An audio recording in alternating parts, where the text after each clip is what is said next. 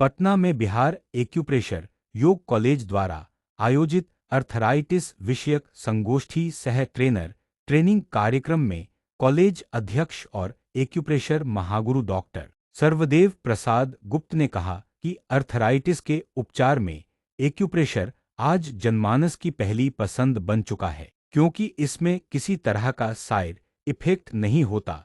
उन्होंने बताया कि दवाइयों के लंबे इस्तेमाल से जहां दुष्प्रभाव बढ़ते हैं, वहीं एक्यूप्रेशर दर्द, सूजन और अकड़न को प्रभावी रूप से नियंत्रित करता है। कार्यक्रम में विशेषज्ञों ने अर्थराइटिस के कारणों, लक्षणों और शुरुआती अवस्था में एक्यूप्रेशर के महत्व पर विस्तृत चर्चा की। 4 राज्यों से आए चिकित्सकों को 2 दिवसीय विशेष प्रशिक्षण भी दिया जा रहा है, जिससे हजारों लोगों को लाभ मिलने की उम्मीद है।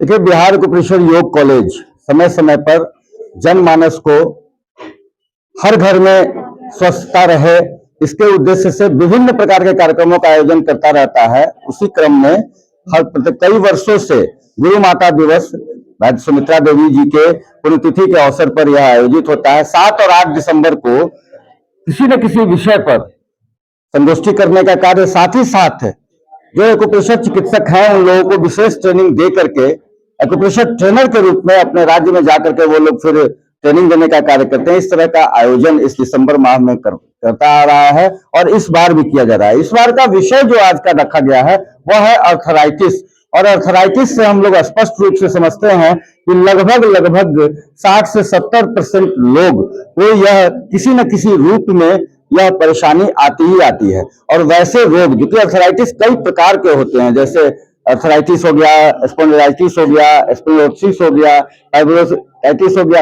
मतलब कई तरीके से यह अर्थराइटिस का स्वरूप होता है।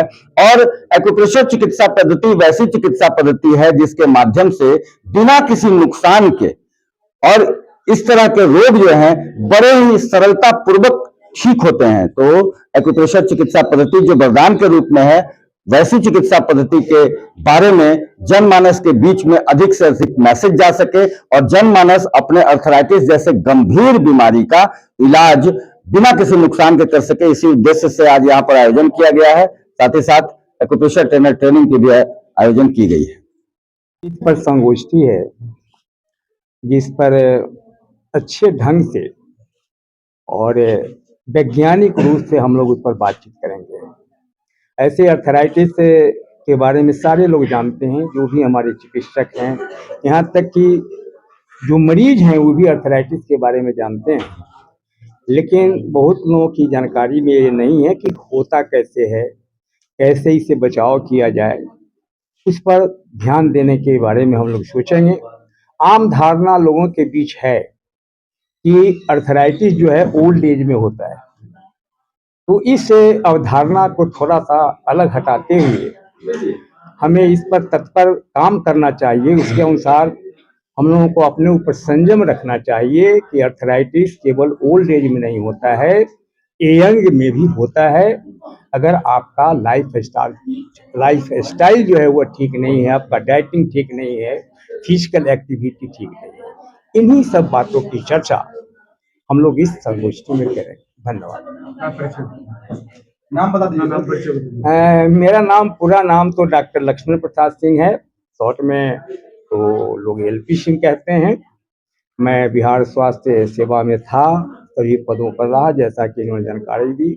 अक्सर से सिविल सर्जन के रूप में रिटायर किया और बच्चों के लिए मैंने कुछ कार्य करना सीखा।